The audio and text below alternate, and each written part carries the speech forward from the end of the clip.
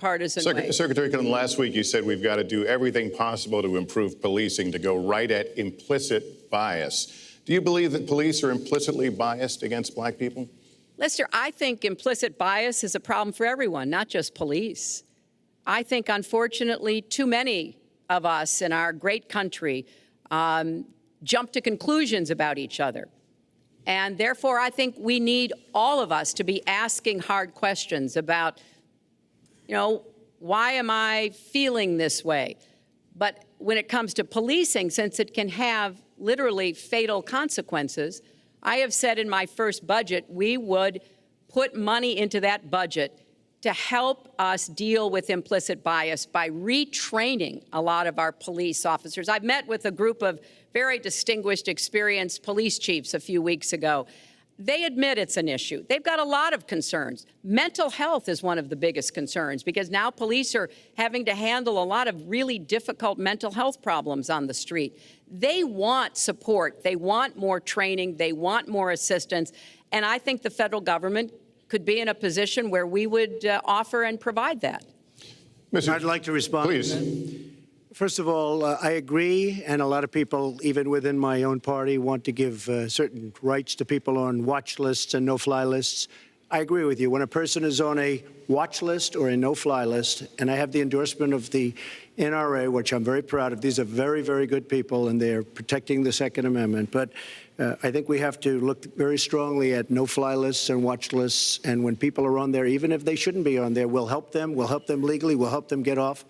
But I tend to agree with that quite strongly. I do want to bring up the fact that you were the one that brought up the word super predator about young black youth. And that's a term that I think was it's been horribly met, as you know. I think you've apologized for it. But I think it was a terrible thing to say. And when it comes to stop and frisk, you're talking about taking guns away. Well, I'm talking about taking guns away from gangs and people that use them.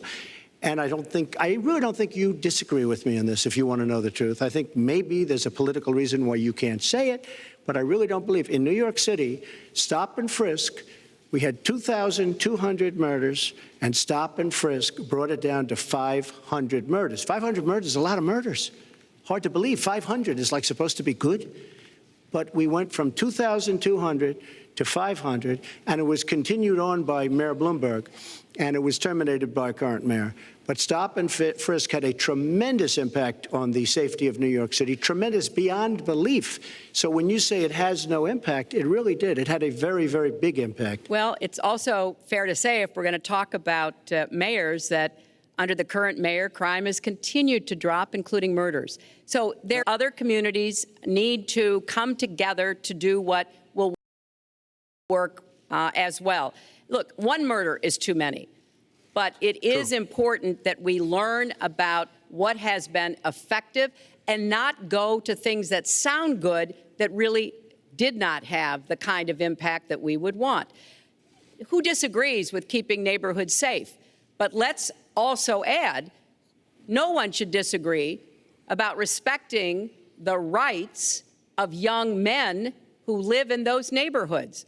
And so we need to do a better job of working, again, with the communities, faith communities, business communities, as well as the police to try to deal with this problem. This conversation is about race. And so, Mr. Trump, I have to ask you. But I'd like to just respond, if I might. Please, 20 seconds. I'd just like to respond. Please respond, then I've got to follow up. Look, the African-American community has been let down by our politicians. They talk good around election time, like right now. And after the election, they said, see you later, I'll see you in 4 years. The African-American community, look, the community within the inner cities has been so badly treated. They've been abused and used in order to get votes by Democrat politicians, because that's what it is. They've controlled these communities for up to 100 years. Mr. Trump, let me... Unbroken. And I will tell you, you look at the inner cities, and I just left Detroit, and I just left Philadelphia, and you've seen me. I've been all over the place. You decided to stay home, and that's okay. But I will tell you, I've been all over, and I've met some of the greatest people I'll ever meet within these communities, and they are very, very upset with what their politicians have told them and what their politicians have done. Mr. Trump, I think Donald just criticized me for preparing for this debate. And yes, I did. And you know what else I prepared for? I prepared to be president. And I think that's a good thing. Mr. Trump, for 5